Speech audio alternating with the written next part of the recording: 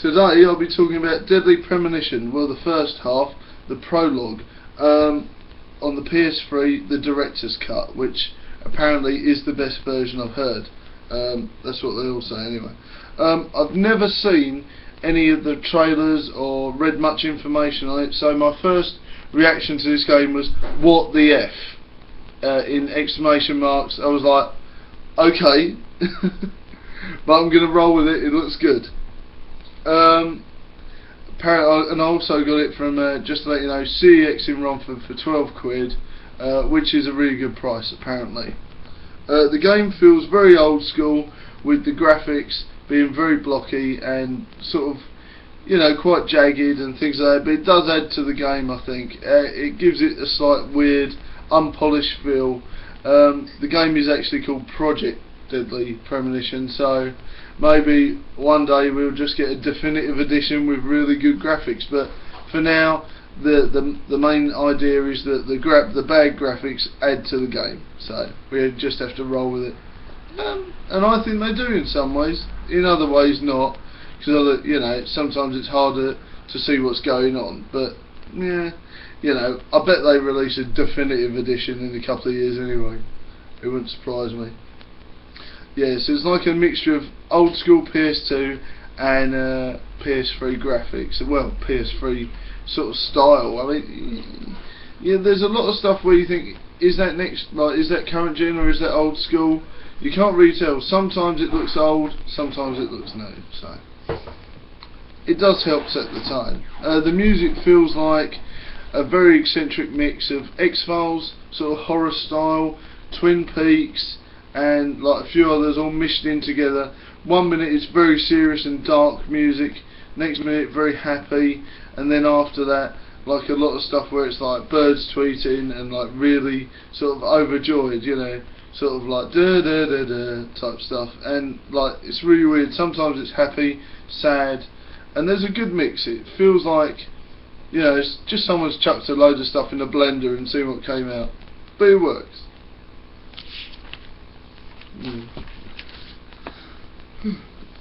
The game feels like a good sort of old school horror TV show, which I like. You know, there's even bits on there that sort of confirms the idea. Alone in the Dark have used it, Alan Wake used it, and now Deadly Premonition does, where it says like previously on, and it gives you a recap of what you've already done, or at least the cutscenes in this case, not necessarily your actions. Unlike some of them where it actually gives what you've done, this is cutscenes. The scenes with the grandpa are really weird, that apparently are only in the director's cut. It's got that sort of weird, ominous, sort of like, you know, like obviously the grandpa and the kids love each other and there's nothing weird going on, but because of the music and the graphics and the atmosphere, you think he's just going to turn into a serial killer from Clock Tower and go, Alyssa! And then you're going to have the little girl running for her dear life. Which is a great game, by the way. Check it out on the PS1 and PS2. They're not cheap now, but Clock Tower's well worth a go if you like survival horror. Check it out. Yeah, they're good games. Yeah, like any other weird serial killer games and stuff, like, let me know.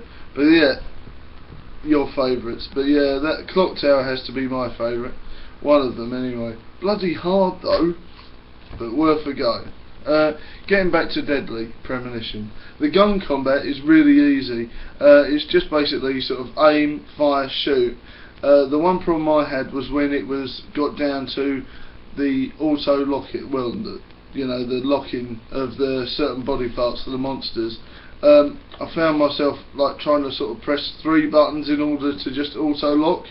So apparently when I figured it out better, you press fire and then you let go of fire and press the other 2, but still quite fiddly just to auto lock, so I didn't bother most of the time.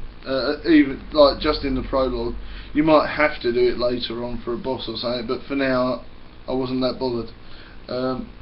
Other weapons come in the vein of, like, obviously you've got your gun, FBI special, you know, you've got steel pipes, knives, things like that. I found myself using the steel pipe the most, just to smash up the bits that were in the way, like fences and boxes. So nothing special there. I wouldn't get too close to the monsters, because if they get you, they end up jamming their hands down your throat and ripping stuff out, and that's not a pleasant way to die, even in a game. Made me feel sick. So so yeah, I would say definitely stick away with a gun and just bang, rather than try and go in close. That's my personal opinion. Oh dear.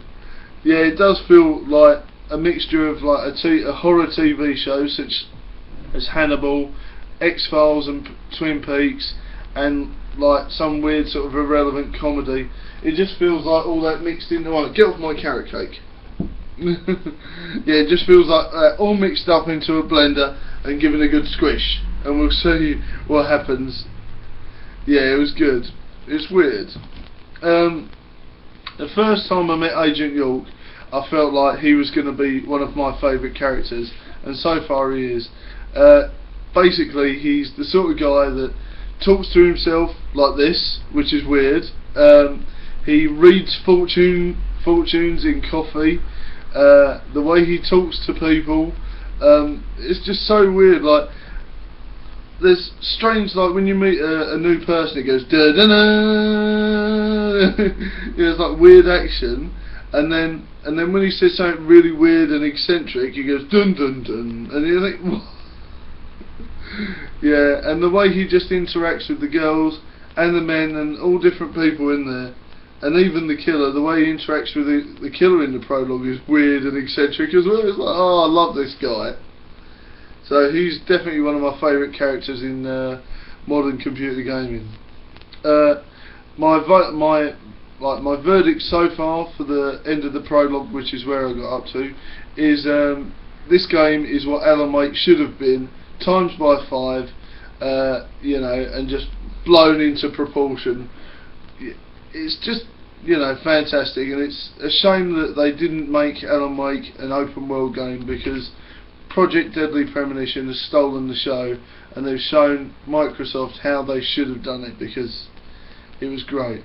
Okay, I'll be doing a few more Deadly Premonition videos. Any more advice or things you want me to talk about to do with the game, let me know. You know, the Red Seed murders have only just started, so let me know any more advice, or if you want to try and drop a spoiler, I'll listen to it a bit, but I want to fresh eyes. So let me know any information you want me to talk about. Please like and subscribe and share and do all the business, and I'll see you soon. Bye.